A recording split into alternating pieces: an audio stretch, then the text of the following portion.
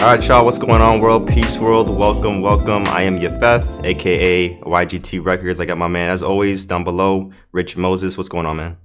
What's going on, brother? How you doing? I am excellent. Because y'all can see, we have another very special guest today. We got Cashus King with us today. How you doing, bro? It's good with y'all, man. I'm doing good, man. Thanks for having me. Absolutely, man. Absolutely. What'd you get into today, man? Nothing. Just got a haircut. Got so fresh and so clean. Looking right. Did some Kyrie Irving rants on my stories. You know what I'm saying? Oh, man. Worked on some music. We actually got a joint dropping tomorrow. Oh, Me, cool. God Body Science out of Atlanta. Jeff, my manager's rapping on it. He's also an MC HBCU. We did a joint for the colleges and universities, so we got one dropping tomorrow. Awesome. The original and the remix. So yeah. Oh, sweet. Even better, man. Awesome. So I just want to go ahead and get into the good stuff, man, because I'm super excited for the new album. Have you already released the title of it? No, I haven't announced it officially, but it's called The Weight of Wind. The Weight of Wind. AKA the Wow. So yeah, and Blue's always like, it's the way to win. Like, no, the weight of niggas how to win. I'll be like, no, it's the weight. Like, what is the significance of existence? What is the weight of the air that we breathe? That's dope. I like that. Grab the air, how much would it weigh? You know. So it hasn't been too long since your last release. I'm pretty sure you have had another one about a year or two ago. Actually, probably even this year, right?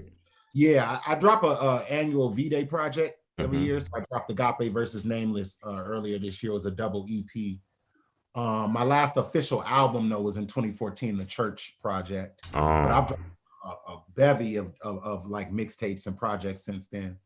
So yeah, but the most recent one was Agape versus Nameless.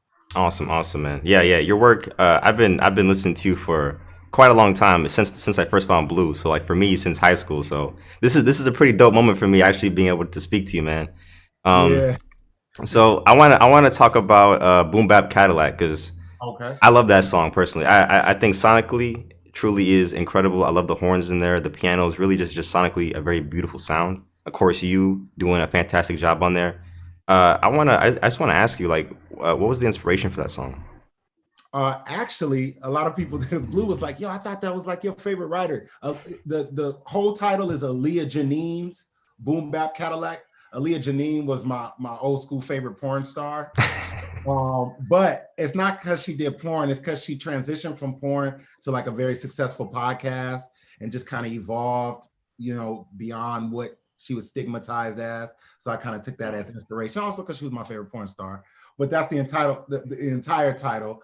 But I actually just kind of embracing this whole, like, because like what J. Cole was talking about, the whole middle child culture of having the Gen Zers, the middle like age, and then we got the old schoolers. So I'm kind of leaning into like, it's boom bap. I'm proud of that, but I also don't have any animus or anything towards the newer generation and their sound. But I'm representing for what we came up on and what really, informs us as artists, which is the boom bap kind of flavor. You know what I mean? Dope. So like it is the first single, right? That's the first one. Yeah. So first single. Wow. Yeah. So that's releasing the first single is definitely an important step to get people ready for the real album. Well, like how do you decide like what's gonna be the one to kind of get it going? Man, it's funny. House Shoes have DJ House Shoes posted some shit. He's like, when you're trying to think of your first single, hit me up and ask me what it should be. It's really just like, you never know what, everybody's got their own subjectivity, and so you got to kind of just go with your gut. And Boom Bap is one of my favorite joints on the project. You know what I mean?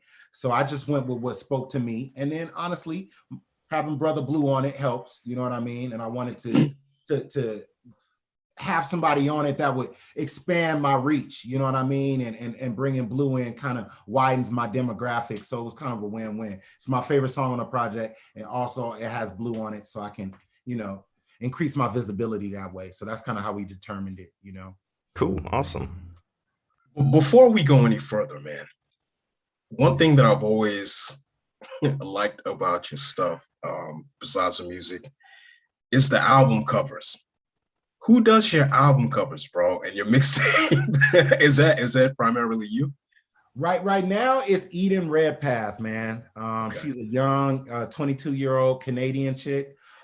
She does all of my covers, like probably stretching back to, I can't, probably stretching back to Weightless, the one that dropped in 2019 with the chick that was spinning on the cover.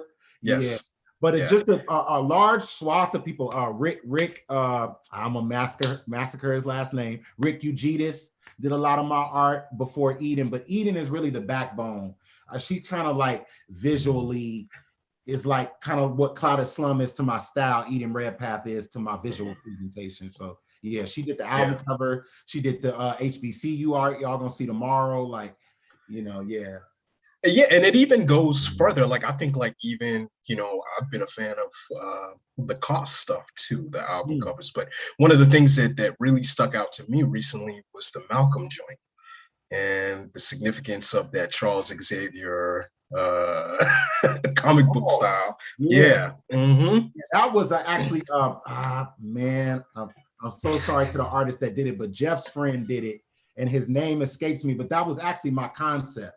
You know, the whole Malcolm X-Men thing, and taking, like, doesn't have to just be civil rights leaders, but taking iconic Black figures and meshing them with the whole X-Men concept. You know, so I'm Old Man Cassius Clay, which is a play on Old Man Logan. Jeff is Professor Malcolm X, which is kind of a mixture, because in the comic, Professor X is supposed to be a parallel of Martin Luther King. Magneto is supposed to be a parallel of Malcolm X. So it was kind of ironic to have Jeff playing Professor X as a parallel of Malcolm X. But anyway, it's nerdy. Yeah, it's nerdy shit. But I really, that's one of my favorites, man. And the artist realized the concept perfectly. So yeah. Awesome, man. Awesome. So I want to take it back to Boom Bap Cadillac, especially the music video.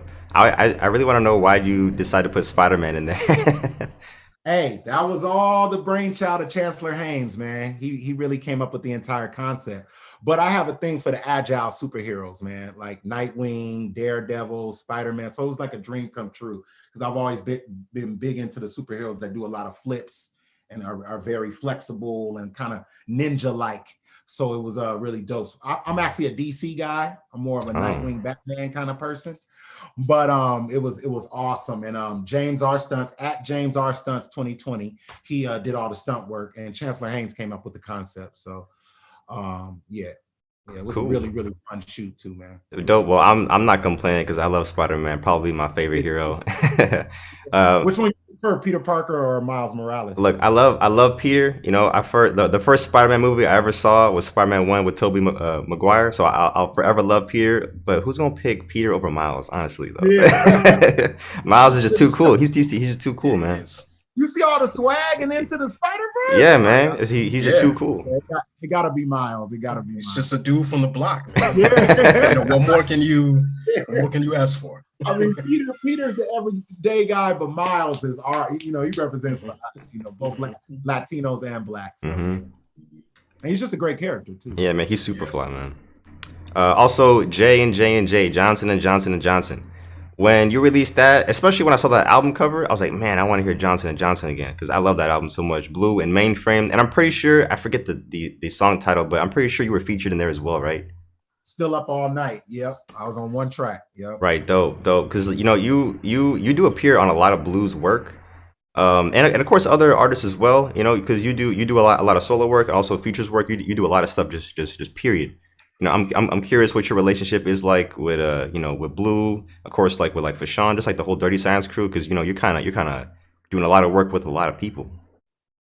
I stepped away from DS as an official member in 2019, but Blue is like my mentor. You know what I mean? And first, let me preface this by saying much love to the entire Dirty Science crew. Exile. I all the live shows I've done are pretty much because of Exile putting me on stage and giving me a platform to put my music on display. The utmost respect to Fashawn. I'm in awe of what he's been able to accomplish from 2009 until now. A lot of my career aspirations and goals are kind of modeled after what Fashawn has been able to do. He's like the little big homie to a lot of us. Shouts out to Joe Haas, you know what I mean? That's like my big homie. I really got a lot of respect. Choosy, Pistol McFly. But Blue really helped shape my style and teach me how to make music on a technical level.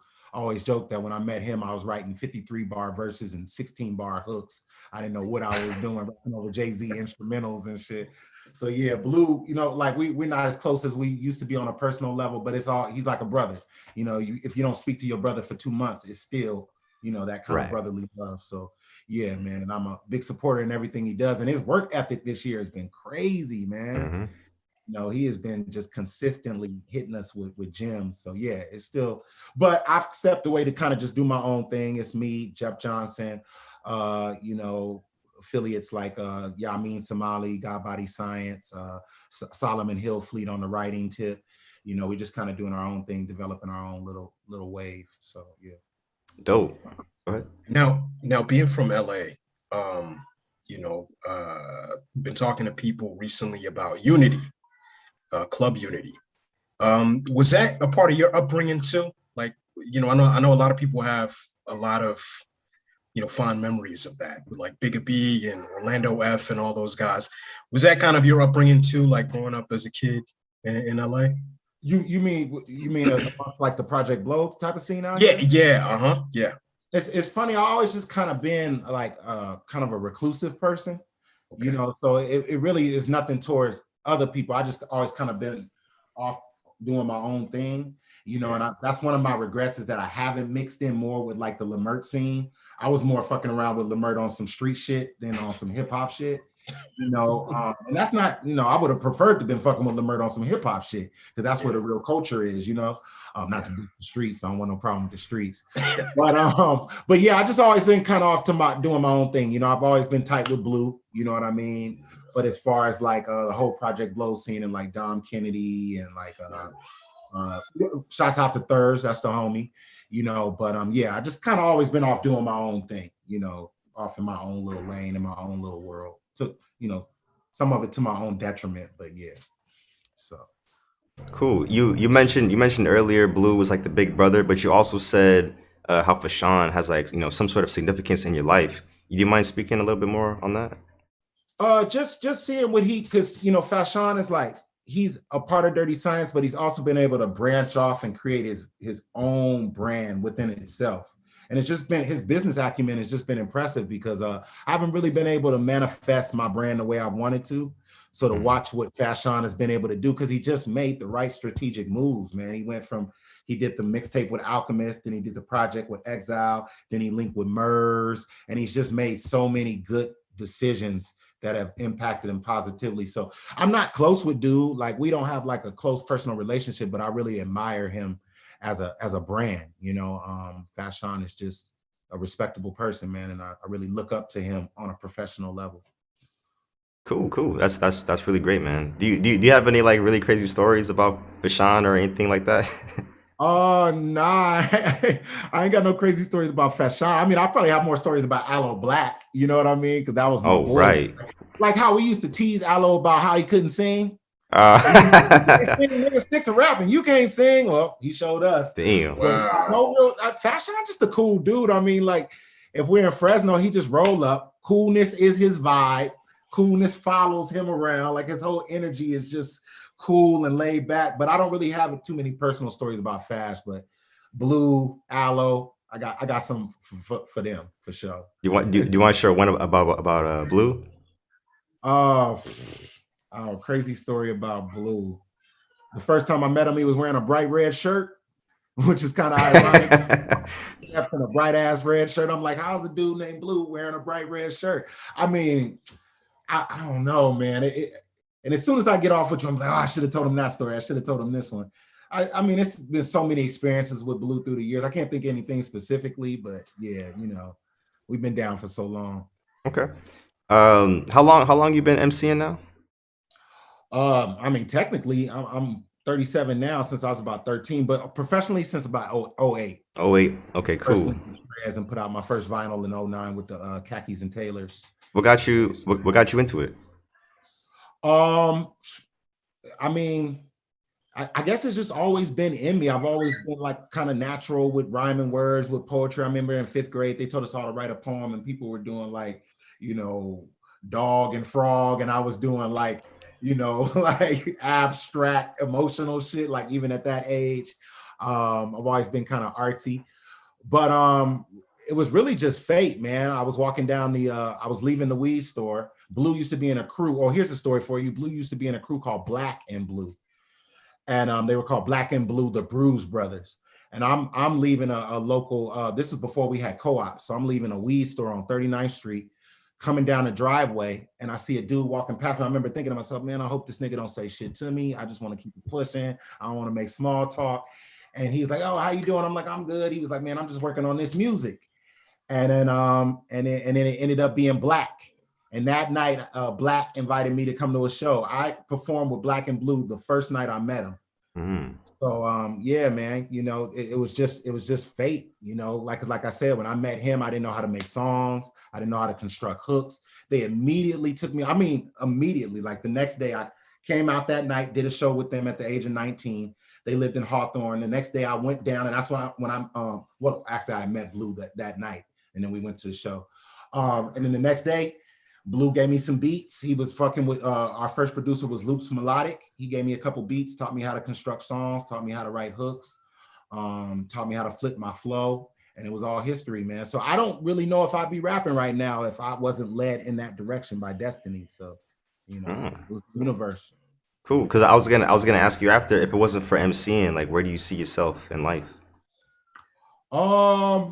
I don't know. I'm a talkative dude, so probably something to do with communication. And if not, I went to EMT school. So I was actually on the path to becoming an EMT and eventually becoming a paramedic. So it would have either been something in the emergency services or something to do with like maybe counseling kids or something like that, or a podcast, or a YouTube channel, something like that. Like, because I also like soap operas, movies, TV, so something like that. Soap operas, really? Soap operas. Oh, What you watching, man? What are you watching? I like super soapy. I mean, I like everything from This Is Us to Queen Sugar. Then I like my throwback shit, the original 90210, not the reboot. One Tree Hill. I like all of like the soapy teen stuff. Yeah. Like I love my soaps, man. Like I tell my aunt, the soapier the better, man. I like my soap super soapy, man. So yeah, that's pretty cool. I would have never guessed that. I like the Marvel and the DC shit too. Right on. Yeah, because it seems like, you know, that would you know, there's like a lot of performance in that. There's, regardless of how corny like it's been presented over the years, because my pops used to watch soaps on the low but didn't tell nobody. But there's like kind of, you know, social awareness there and understanding like, you know, human nature and all that stuff. It's like, seems crazy, but it's like, okay. And if it's based in reality, it's like, okay, yeah, that's a good show. You know, art mirrors life. I don't like the daytime soaps. I like the, you know, like The Shy, you know, shows like that. Like, okay. Dramas. These are like dramas. Yeah. I like my soaps to have a little bit of like artistic merit to it, you know. No, not to like the daytime shit, but then I like some corny shit too, like All American. Like I'm kind of a masochist, so I like to watch shit that's so bad is good. All American is so terrible. It's so terrible that it's excellent. You know what I mean? Wow, yeah. I haven't even watched that, man. I might have to try it. On the show, the name of the city is Crenshaw. I mean, come on, man. Huh? Name of the city is Crenshaw. He lives in the city of Crenshaw. I love it. It's the most ridiculous to LA. It's written by people who ain't never been to LA, and that's what makes it wonderful. And now they're doing an HBCU spinoff, and they're making a mockery of HBCUs the same way they did LA, and it's beautiful. I love it. Oh my gosh, man! Got a hate watch session coming on, man. Like it's just go and ram this shit right now. I love watch and I hate watch. I got shit that I like because it's bad, but that's some other shit. That's dope though. I would have never guessed soap operas. That's pretty cool though. Outside of that, like what else do you like to do outside the music? I mean, I like soap operas and I like white girls with guitars, man. You know, I'm not a big hip hop fan. So when I'm not like making hip hop, I'm listening to like Clairo, Fiona Apple. There's a country band called His Golden Messenger I fuck with tough. Gregory Allen Isakov. Like I just like, you know, I'm trying to get into reading. So right now I'm reading the Malcolm X. After that, I'm gonna dip into that Huey P. Revolutionary Suicide. They put me on a book called Afro Pessimism that I'm gonna mess with. You heard about that?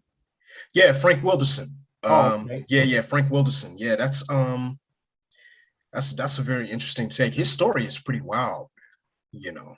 Uh, he was in South Africa, during the time of apartheid and kicking up dust with some of them AMC dudes. You Oh, know, okay. yeah, it's a good book. That Revolutionary Suicide is really good too, bro. Like Yeah, my you'll boy love keeps that. telling me to read the he keeps pressing me, boy. You got to read Soul on Ice. You got to read Soul on Ice, Eldridge Cleaver. So I can only do it one at a time, man, and I don't read a lot. So I read like one page and then got to read it again and read it again because my reading comprehension is very low. Like I'm a political junkie, so I really immerse myself in a lot of politics, a lot of political channels, and I'm a far lefty. So that's really what I do a lot when I'm not making hip hop or listening to white girls with I love my white girls with a guitar, man. I love it. Can you But can you yeah. can you give me your top five white girls with guitars? Fiona Apple, Claro, Beach House. Beach House is probably my Charles. favorite. Yeah, I fuck with Beach House tough. I guess they're not all white girls, and it's a white dudes with guitars. Ben Howard, and Gregory Allen Isakov. Yeah, it's probably my favorite. Gregory Allen Isakov got a song called Powder that I probably listen to every day. So yeah. Cool. You said no hip hop at all? No, I fuck with hip hop, man. I'll go through phases where like I'm listening to nothing but like Common for like 2 weeks, and then I'll go through like my like right now I'm fucking with Post Malone's Mosh Pit. Okay. No, Motley Crue. Y'all heard that one? I haven't Yeah, heard that one personally, but I don't really listen to albums. I listen to songs. okay. Oh, I go through my New York drill. Like I fuck with 22 G's tough, Fabio Foreign. On the hip hop tip, Earl, Blue, Freddie, Benny. Yeah, I love hip hop, but I just don't listen to it in large. I can only take it in small doses. Is that like because you don't want it to influence your music, or is there like a particular reason? It just the content gets really repetitive, and a lot of times everybody's telling the same story. A lot of toxic masculinity, a lot of just professional bragging. Like these days, rappers don't give me enough of themselves. Like it's too much like superficial, just swagger. And I'm like, I heard a song from G-Eazy the other day called Time. And I really appreciated it because he was rapping about Mac Miller in the second verse, and he was rapping about his mom's girlfriend who committed suicide in the first verse.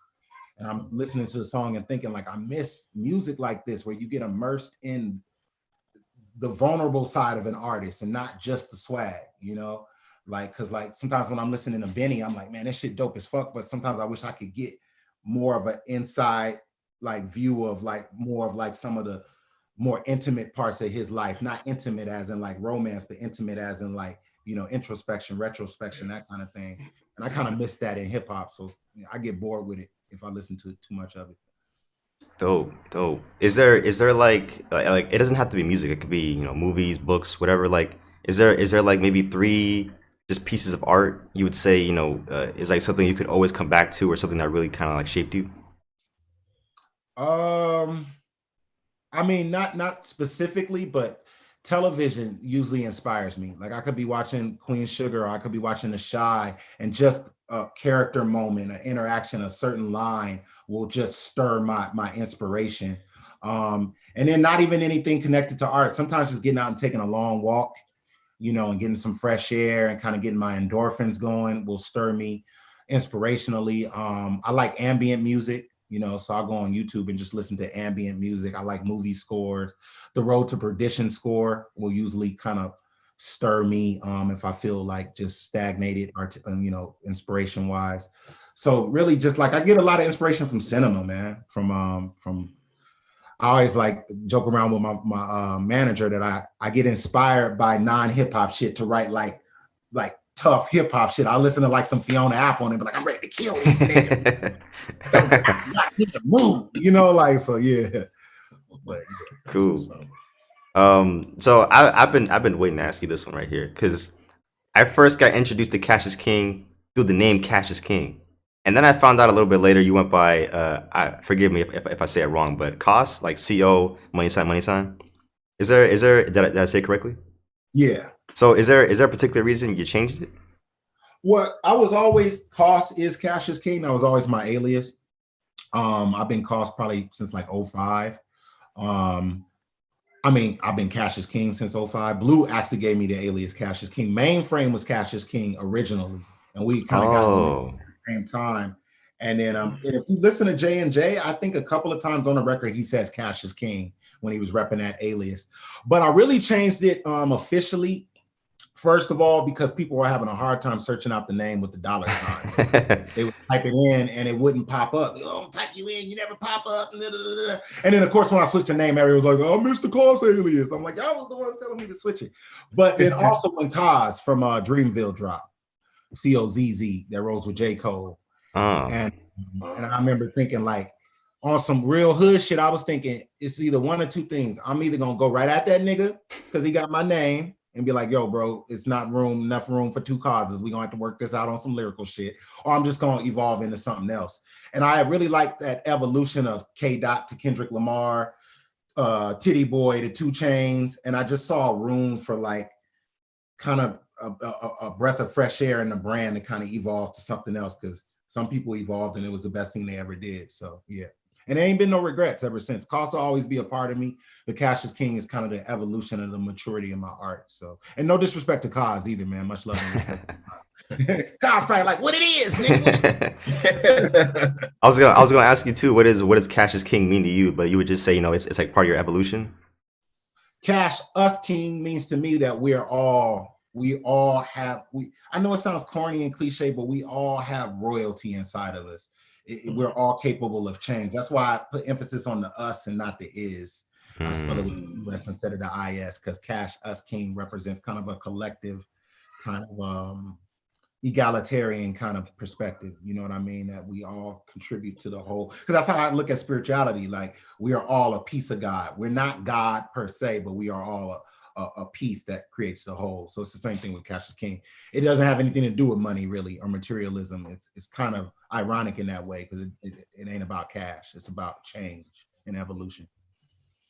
Dope, man. That's actually pretty cool. I do like that. Yeah. So you said you were 30. I'm sorry. You said 35, 37. How old now? Oh, I'm 29. No, I'm 37. Y'all ask me later. I'm What's some of your favorite memories you've had so far now in your music career? Just not as much memories, but just feeling blessed to be able to create with such prolific artists. You know, Aloe Black was one of my mentors. You know, Miguel came out of our circle. Being able to come up around Blue, who I consider like the Nas of our generation. Below the Heavens is the Illmatic of the 2000s. You know, legendary producers like Exile. You know, coming up around people like DJ House Shoes, Big Tone. You know, just feeling blessed to be in the presence of what I consider to be hip hop royalty. You know what I mean? Blue is he is a living legend. You know what I'm saying? And just being blessed to, you know. And I don't mean this in a negative way, but being able to be like almost like the Memphis Bleak to his Jay-Z for me is like, you know, that's fantastic, because there are some people who I see them at shows, and just being able to watch Blue from the audience is an honor for them. So being able to actually stand on the stage next to him is, you know, some of my greatest memories. Dope. Yeah, Blue's fantastic. One of my favorite artists ever. I've definitely been enjoying his music, and of course yours as well, for a very long time now. So as an MC yourself, you know, the process can be, you know, something you love, something you hate. You know, how does it go for you? You know, is it I'm sure it's a mixture of a lot of emotions, but just like, how does the whole process go for you? It's funny you ask that, because I've been dealing with like writer's block for the past month and a half. And I mean, when you're in that creative groove, it's beautiful. You wake up excited, ready to create, looking forward to it. But for me, I can't speak for every artist, but for me, when I'm not in that groove, I get depressed. No, and I can't concentrate, and I can't focus, and then I become obsessed, and then I get ear fatigue because I keep playing the same beat over and over and over again, trying to conquer it. So it's kind of a gift and a curse, because when things are going well artistically, it's like it's a plus in my life. But when things are not going well, it's almost like an addiction, you know, and it can become an obsession. And my aunt has literally told me like, yo, you need to chill. You need to focus more on self-care. Writing every day is not healthy. So yeah, man, it's a gift and a curse. And I'm pretty sure a lot of artists, because it pulls you, it pulls at you, so even when you're not feeling it, you feel the urge to create. And then that's when it can become unhealthy. Right. It's like I don't mean to take such a dark tone, but when you said that, it reminded me of the second half of Boom Bap Cadillac, where you kind of spoke more on like mental health. Um, even also it reminds me of Blue. I forget the interview he did a while ago where he was in that group channel. I forget what it was called, but he spoke on mental health as well. Personally, even for me, I do appreciate when artists take a moment in their music to actually speak on that to speak on that kind of aspect, because a lot of folks go through it but may not know how to handle it or just really just talk about it, period. So I do want to thank you for bringing that up in your music. Oh, for um sure. Sure. Absolutely, absolutely. So I wanna also ask, kind of getting back to the writing process. Like for you, do you have to like hear something first before you know how to take direction, or do you kind of just have it ready to go and whatever beat you hear, you just kind of lay it down over that? It kind of reminds me of something Kendrick Lamar said. He actually said it at the end of the Butterfly Project, where he says, "I don't even know where it comes from. It just comes."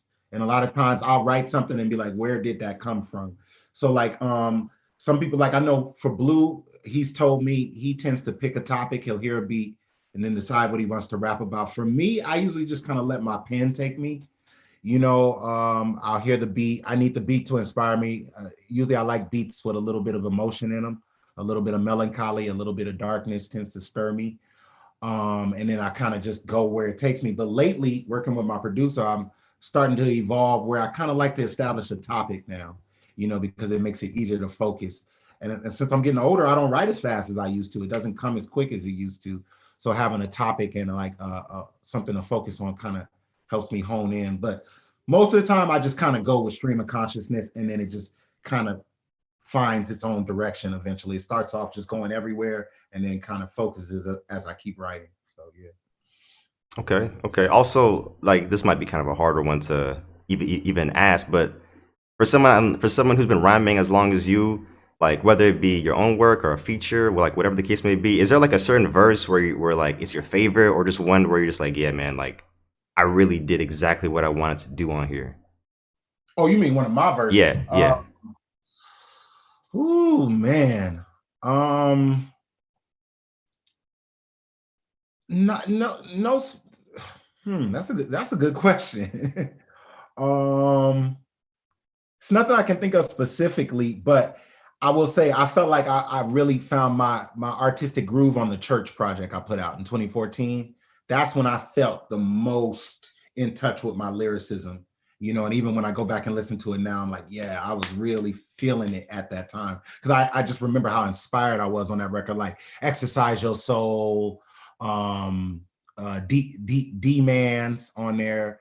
Yeah, those were joints where I just really felt like in touch with my artistic expression. Because we go through phases as artists. We're not always like feeling like we're at the pinnacle of what we're trying to do. Like right now I'm working through a lot of creative block, and I feel like that's just a part of the journey of where I am right now in my artistic process. But there's ebbs and flows, man. There are times when you're really feeling it, and then there are times when you feel stumped. And church is where I was really feeling it. So That's is like you mentioned something really interesting where, like you said, of course, artists aren't always at the peak of their game. Sometimes, they kind of just got to figure it out. Like I'm actually really, really curious. Has there ever been a moment for you where you created something, and then, maybe as time kind of went on, you figured, oh, I could have handled that a bit better? yeah, before I woke, I never forget. I was at a show with Freddie Gibbs, Murs, Blue at the LACMA Museum off of La Brea in LA. And I'm watching Freddie Gibbs perform, and I'm talking to House Shoes. And House Shoes turns to me and he's like, "Bro, I'm just gonna be real with you, man. I think you could have done better on that album." you know, and this is in 2011. So at the time, I'm defensive. Like, what is this dude talking about? Like, yo, this record is legit. Like, he's sleeping. And then years later, I went back and visited the record and was like, yeah, I could have done better on that record. You know what I mean? And it's just that artistic growth of looking back on stuff, not embarrassed about it, not ashamed of it, but recognizing that, yeah, I have some growing to do. And now at this age, I realize you're never reaching the mountaintop. You are always on a perpetual climb upward. You never, and if you feel like you've reached the mountaintop, then you need to keep climbing. There is no mountaintop. Right. There's just the climb. So yeah, you know, just you know, seeing through the years, okay, I could have improved here. Okay, I could have done this a little better. Like before I woke, the fact that it was just song, and there was no interwoven narrative or anything to tie the records. I would never put out an album like that now. You know what I mean? So Good Kid, Mad City really changed a lot for me. When that dropped. I was like, yo, never again. I will never, because I wanted to do something like Good Kid, and I didn't. I just didn't. And then when he did it, I was like, never again will I shortchange myself with something minimalist when I could come with something more layered and nuanced. So yeah. Was it like the structure of it, or maybe a certain verse Kendrick was just kind of doing in there? Like what about it for you was so special? It was the phenomenal narrative and structuring of it. The fact that Kendrick just dug deeper on an artistic level, and then he did it again on Butterfly. And even though I didn't love Damn, even Damn is woven together beautifully. Even if you don't love the songs, even if the transitions, every little subtle touch, man. So yeah, it was more like I always tell my homeboy, I like song for song, I don't love Butterfly, but as a cohesive project, I think it's a masterpiece. You know what I mean? And that's what I strive for. That's what I strove for on The Way to Win, to make it more of an immersive experience and not just a compilation of Cashus King songs. So hopefully that's conveyed when y'all listen to the record. Absolutely. Yeah, I love To Pimp a Butterfly as well. Any particular Kendrick songs that you love, or maybe a verse, or just like anything that really stands out to you? Night of the Living Junkies. Actually, I like the off the Kendrick Lamar EP when he did the song for Uncle Bobby. The song, I think it's called Uncle Bobby and somebody else, that one. These Walls. I mean, I'm a big Kendrick fan, man. So like, don't even get me started. Kendrick shit just, like I said, on a commercial level, he's one of the few artists that really inspires me, like, you know, just to like dig deeper and do more. And like, I have a lot of artists that inspire me, but not a lot on the commercial level. I have a lot of artists on the commercial level I have respect for, but they don't necessarily inspire me per se. But Kendrick Lamar shit, like when I hear Kendrick shit, I get kind of like the screw face, like, man, this nigga shit, like, man, it makes me feel competitive, and I like that. That's awesome. So you know, like anybody, artist or whatever it is, everybody got ups and downs. You know, I'm sure you've had yours. We've all had ours. You know, I'm curious, like, you know, what's your why? You know, like, why do you like, what makes you keep going? It's just it's an internal pull towards the artistry. Like I always telling my aunt, like, I don't know how to, like, if this stuff doesn't work out for me financially, I don't know how to work a regular job because I have this pull. It's like how like an addict is pulled towards using, or like a dancer is pulled towards the dance floor, or like a, you know, even like a mechanic, that's your calling, to fix that engine. Well, for me, I'm pulled towards this artistry, you know, like on some cornball shit. I really don't do it for the fame. I really don't do it for the money. I really do it because I want to create definitive art. You know, that's my goal. Like, I just want to get to a point where people look back at my stuff and be like, okay, yeah, he really contributed to this art form called hip hop. So it's just an invisible energy that pulls me towards it, man. And sometimes, like I said, sometimes it's a blessing, but sometimes it feels like a curse. Because if this shit doesn't work out, I don't know how I'm gonna find sanity, because it's hip hop or nothing for me. You know? Cool. So I got one more very important question I want to ask you. But before I do, Rich, is there anything else you want to ask Cashus King? Oh, no, not right now. No. So first of all, man, I'm really happy you're here. Thank you for coming. Really appreciate it. Having me, I appreciate it. So 1, 2, 3, 4, whatever, however many people you want to name, people in your life you have to give credit to, give shout outs to, or otherwise you wouldn't be here. Who would they be? Well, first of all, my mom, because, you know, everything y'all see behind me, pretty much she helped me finance all my equipment. You know, gotta give shout out to my dogs. Eddie and Bella, you know, they keep me sane. But of course, man, just like I was saying earlier, Blue, man, you know, I gotta always mention Blue because beyond just being my friend, he's been my mentor and somebody who really helped to guide me on an artistic level. Aloe Black was really there for me back in the day. That was the first, I laid all of my first 4, 5, 6 songs at Aloe's dorm. He went to USC, had an apartment a couple blocks away. And just all, you know, the big homie Stone. You know, it's too many people to name, man, but there's like the whole Dirty Science crew, DJ Exile, man. I've done over what 300-400 shows in my life, and that's all pretty much all of them been with Exile. So I got, you know, yeah, the whole Dirty Science crew. But you know, if I had to name primarily my mom, Jeff Johnson, my manager, and Blue, you know what I mean? So Awesome, man. Awesome. So the new album, the Weight of Wind, correct? the weight of wind, yeah. Awesome. When's the release date again? We're aiming for Halloween, but sometime around Halloween to like mid-November. Awesome, man. Really looking forward to it. The first singles are amazing. I'm sure the whole album is going to be amazing. Thank you for being here, bro. I wish the best of luck for you for your continued success. Can't wait to see how much more you grow. And thank you, man. Anything else you want to say? I don't know when exactly this is gonna air, but HBCU drops tomorrow. What's today's date? Today is the Today's 14th. the 14th. Yeah. Well, it drops tomorrow, October 15th. HBCU, the original, and HBCU, the Morehouse mix. I got 2 Morehouse grads on it, rapping on it, dope ass shit. The homie from Fort Valley College did the outro piece on it. I'm just really representing for this whole HBCU culture. And yeah, so that drops tomorrow, you know, and then the Way to Win coming soon. Awesome, man. Awesome. Can't wait for the album, man. Appreciate you being here. We are out of here, guys. Appreciate y'all. Peace. All right, y'all. Peace.